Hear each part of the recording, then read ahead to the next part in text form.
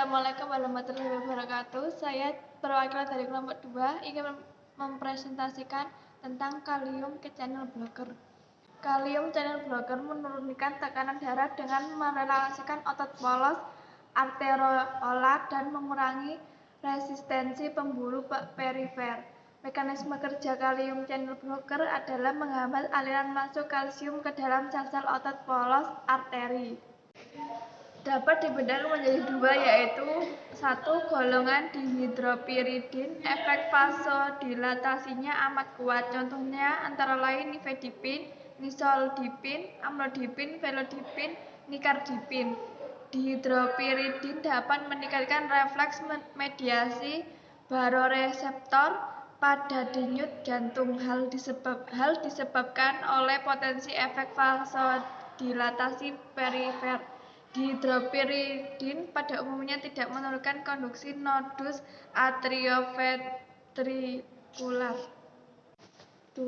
Golongan non-dihidropiridin. Non-dihidropiridin menurunkan denyut jantung dan memperlambat konduksi nodus atrioventrikular. Contohnya verapamil dan diltiazem. Verapamil menurunkan denyut jantung, memperlambat konduksi nodus. Pengertian calcium channel blockers yaitu atau antagonis kalsium adalah kelompok yang berguna untuk menurunkan tekanan darah. Obat ini hanya boleh digunakan sesuai resep dokter. Selain itu, untuk menurunkan tekanan darah, antagonis kalsium juga digunakan untuk menangani gangguan pada jantung dan pembuluh darah atrioventrikuler dan menghasilkan efek ionotropik yang dapat memicu gagal jantung pada penderita lemah jantung yang parah. Diltiazem dapat disamakan khasiatnya dengan verapamil, tetapi efeknya negatif lebih ringan dibandingkan dengan antihipertensi lainnya.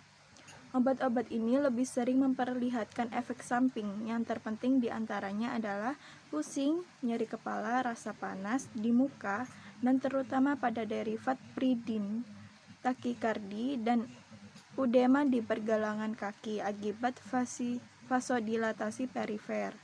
Efek ini bersifat sementara. Bradikardi, atrioventrikular block, hipotensi, dan obstipasi terutama pada obat-obatan non-piridin. Selain itu, obat-obatan ini menghambat agregasi trombosit dan kelainan darah lain, gangguan penglihatan, reaksi kulit alergis, nervositas, dan rasa tidak bertenaga. Saya Oktavia Kusmiati, nomor absen 16. Indikasi amlodipin.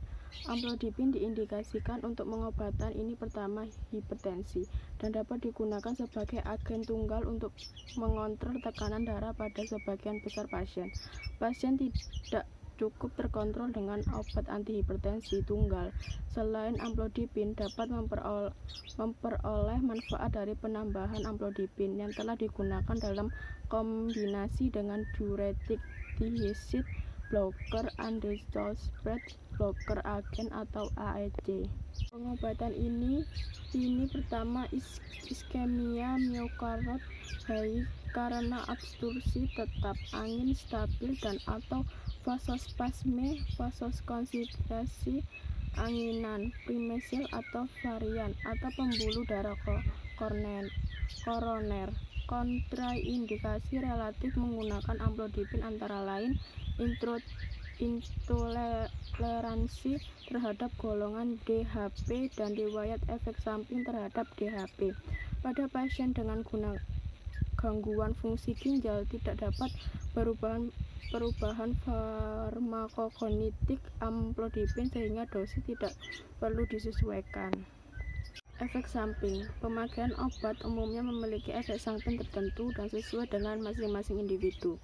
Jika terjadi efek samping yang berlebihan dan berbahaya, harap konsultasi kepada tenaga medis. Efek samping mungkin terjadi dalam penggunaan obat adalah sakit kepala, pusing, ngantuk, demam, debar jantung, sakit perut, mual, edema, kelelahan. Pasien dengan umur 6-17 tahun, vasodilatasis, epistasis, kelemahan. Aturan pakai dapat dikonsumsi sebelum atau sesudah makan.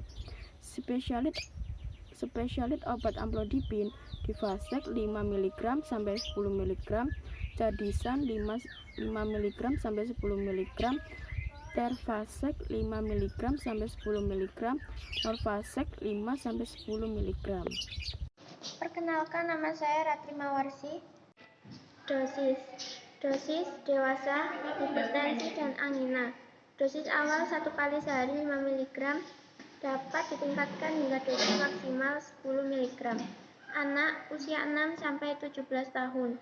Dosis awal 1 kali sehari 2,5 mg.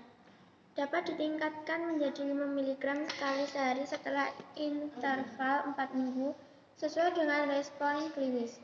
Lansia. Dosis awal 2,5 mg sekali sehari. Sediaan tablet. Verapamil.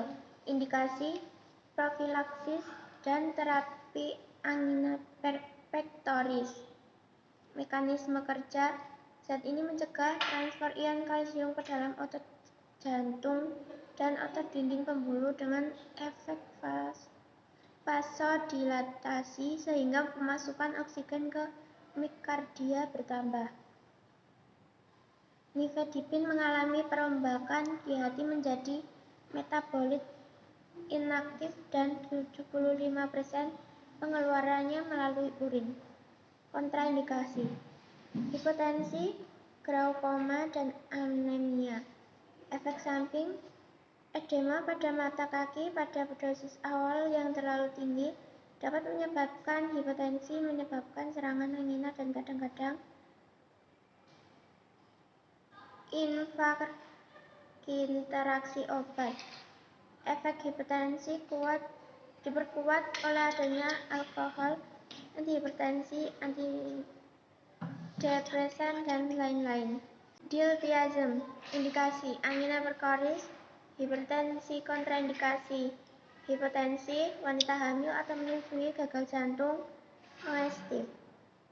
Efek samping: konstipasi, hipotensi, pusing dan sakit kepala, kemerahan pada wajah, ruam kulit, dan gangguan lambung. Sediaan kaplet atau tablet salut selaput 30 mg, tablet 60 mg, injeksi 10 mg. Nama saya Sufitar Zianurdi dari kelompok 2. Spesialit nifedipin adalah oros, farmalat, zandalat, dan vendalin.